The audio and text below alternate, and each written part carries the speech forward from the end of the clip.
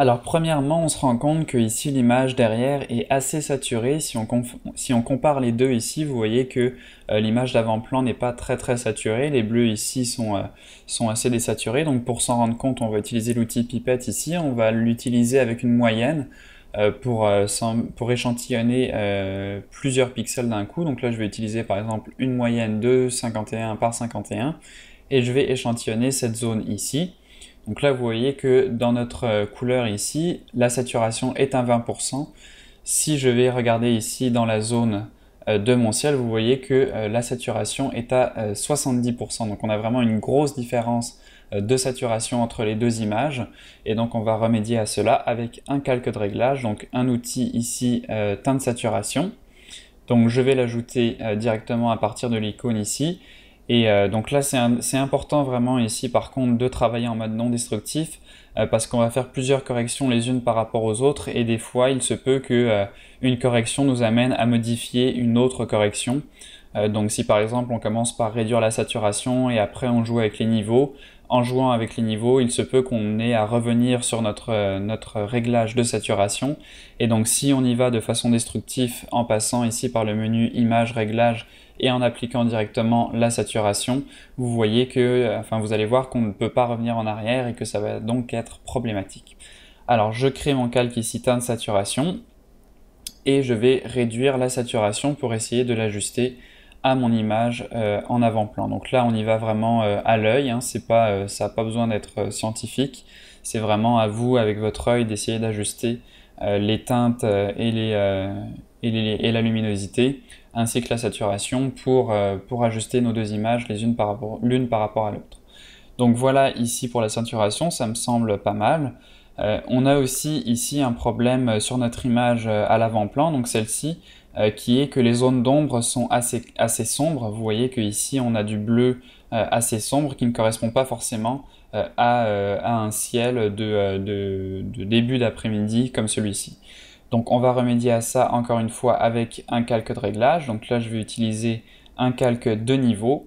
Donc je clique sur mon calque de niveau et je vais devoir faire un masque d'écrêtage. Donc en faisant un clic droit et en cliquant sur créer un masque d'écrêtage, je peux aussi appuyer sur le raccourci Alt et vous voyez que j'ai une icône qui apparaît qui me permet de faire un masque d'écrêtage directement ou encore avec le raccourci clavier CTRL ALT G. Donc le masque d'écrêtage c'est important parce que si on ne le fait pas, vous allez voir que nos modifications vont s'appliquer également au ciel en dessous. Donc moi je veux appliquer ces modifications uniquement sur le groupe de calque ici, donc je vais être obligé de faire un masque d'écrêtage pour les appliquer comme vous le voyez uniquement à mon image de base. Donc là ce qu'on va faire c'est qu'on va déboucher un peu les ombres ici. Donc pour ceci on va glisser le curseur des noirs ici et on va l'amener à une valeur plus haute. Donc c'est-à-dire qu'on va éclaircir les zones d'ombre de notre image pour essayer de les ramener à quelque chose de plus cohérent. Donc là vous voyez que c'est déjà un peu mieux, on a quelque chose qui correspond un peu plus aux zones d'ombre de notre ciel en arrière-plan. Et je vais juste contraster un tout petit peu mon image avec les curseurs ici pour ne pas avoir quelque chose de trop délavé si vous voulez. Donc voilà pour l'agencement, ça me paraît pas mal. Donc vous voyez avant, après. Donc on a réussi à déboucher légèrement les zones d'ombre pour les accorder à notre ciel. On va également faire un calque de balance des couleurs. Donc ça, on va l'ajuster ici pour le ciel. Donc je le glisse en dessous pour le mettre au-dessus de mon calque de teinte saturation. Et on va essayer d'ajuster les tons bleus ici au ton bleu de notre image. Donc là encore, je vais y aller à l'œil. Donc je vais essayer d'ajuster les tons bleus de mon image. Donc là on est sur les tons moyens, je vais aller dans les tons foncés. Et donc là comme je vous le dis, il n'y a pas de secret, c'est vraiment avec la pratique, c'est en ajustant à l'œil. Donc c'est des valeurs assez faibles, vous voyez.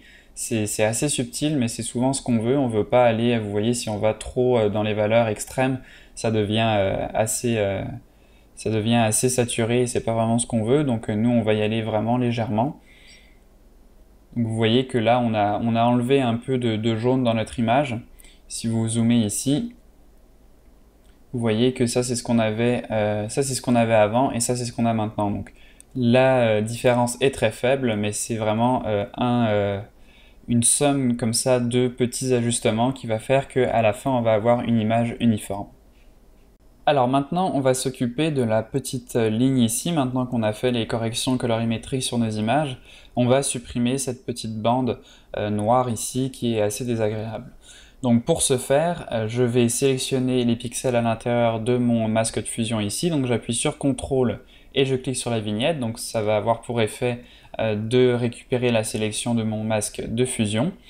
Et on va tout simplement ronger un pixel ici de cette sélection et les supprimer. Donc pour ce faire, je vais aller dans Sélection, Modifier, et je vais utiliser la fonction Contracter avec une valeur de 1 pixel. Donc ça va avoir comme effet, vous voyez, de contracter ma sélection d'un pixel. Et je vais pouvoir de ce fait ajuster ma sélection. Donc ajuster mon masque de fusion. Donc là je vais appuyer sur la touche Alt et sur ma vignette pour voir ici mon calque.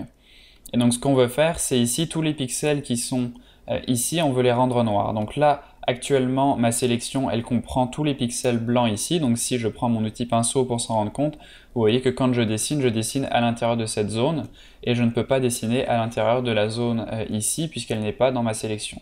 Donc moi, ce que je veux faire, c'est ici rendre ces pixels noirs. Donc ce que je vais faire, c'est que je vais intervertir ma sélection. Donc avec le raccourci clavier CTRL-SHIFT-I. Et là, vous voyez que ma sélection s'est inversée et que cette fois-ci, ce sont les pixels noirs ici qui sont sélectionnés. Donc là, je vais pouvoir cette fois-ci utiliser mon pinceau noir pour, vous voyez ici, peindre ces pixels en noir et de ce fait, éliminer cette petite bordure qu'on avait qui était désagréable. Donc là, ça peut être un peu fastidieux ici de venir peindre tout le long de notre sélection. Donc ce que je vais faire, c'est que je vais utiliser le raccourci clavier Alt-Delete qui va avoir pour effet de remplir notre sélection avec notre couleur d'avant-plan.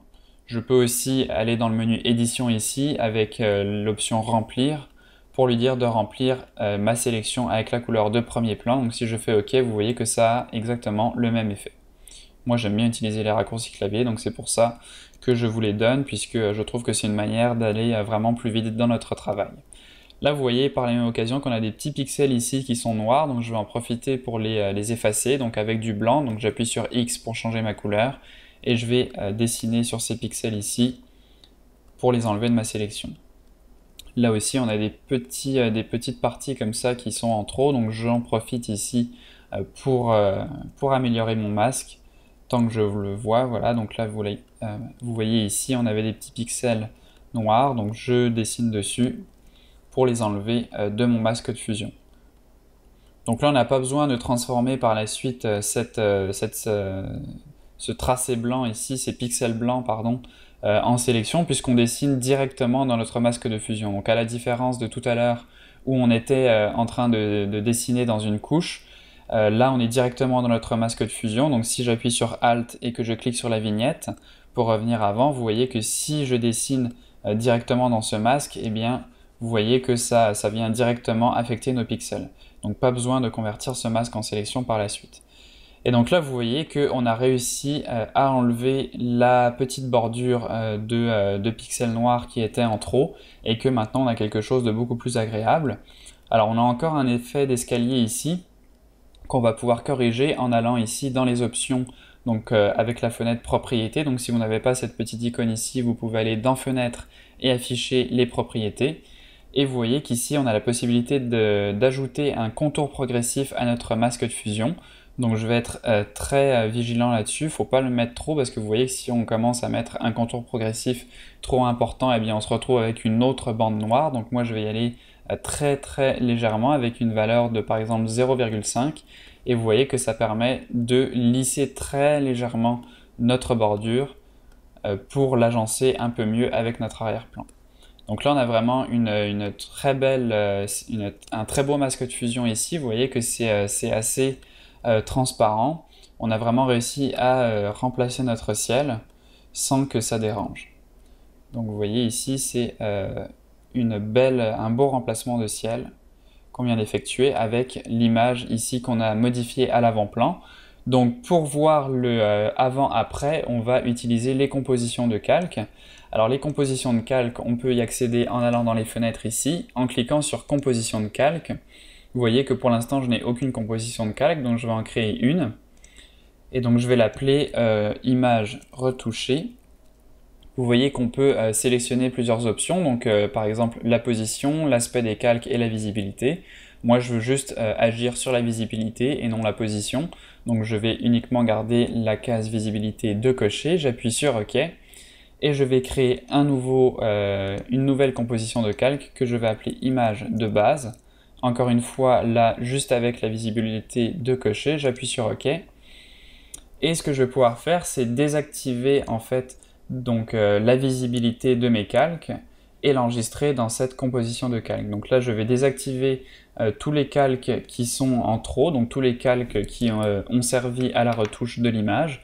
Donc je clique ici sur la visibilité pour enlever tous ces calques. Et je vais également supprimer, donc enfin pas supprimer, mais désactiver le masque de fusion. Donc en appuyant sur Shift et en cliquant sur les vignettes, je désactive le masque de fusion. Et pour mettre à jour cette composition de calque, j'ai plus qu'à cliquer sur la petite icône ici avec les flèches pour actualiser la composition de calque. Et cette fois-ci, donc cette composition image de calque va avoir en mémoire l'état actuel du document.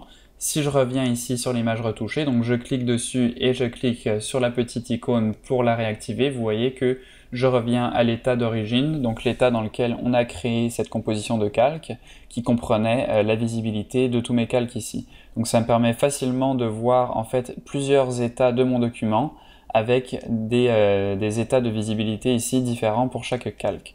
Donc là ça me permet de voir l'image de base et l'image retouchée.